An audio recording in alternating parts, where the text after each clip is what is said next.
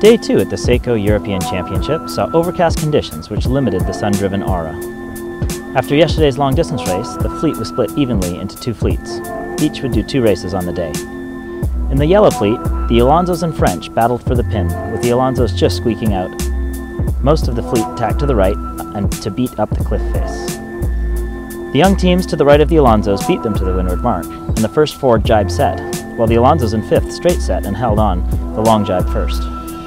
Halfway down the run, their move had already paid off and they were up into 1st. They extended from there to win in style. In the second race, the wind had shifted across the lake, so the windward mark was placed on the far shore. This set up another big choice for the teams like we saw yesterday as to which side of the course to go for. Most of the favorites were fighting mightily for the pin. With so much skill on the start line, there was little space for anyone. Even with many of the top teams battling for the left, it was the young guns, this time led by the Italians, who went right and came out ahead. The Trentino team, sponsored by the home region of Italy to this regatta, led around the windward mark.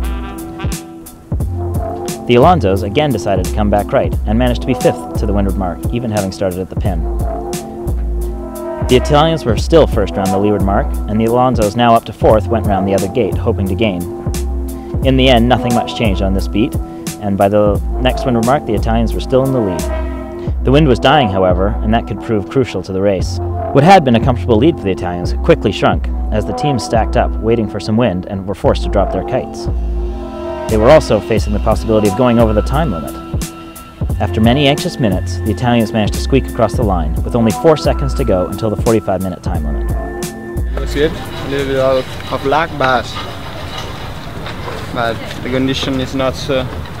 We don't have very good condition now in this on Garda, but we hope the next day will be better.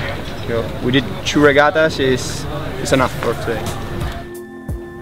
The Polish snuck into 2nd, taking advantage of the drop in wind, and the Alonsos, solid as always, were in 3rd. From the Blue Fleet, we managed to catch up with the Irish, Ryan and Matt, who were victorious in the 2nd race today. Pretty much just get a clean start and get over the left-hand side.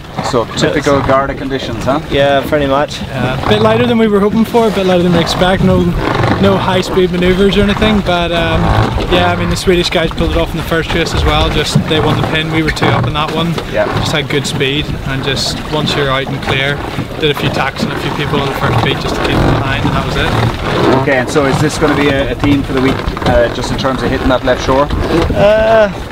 Yeah, well, we've seen some of the guys hitting the right and working as well, so I guess you got to keep your head out of the boat. But at the minute, if we're in this area, I think you got to get over that left-hand side. Yeah.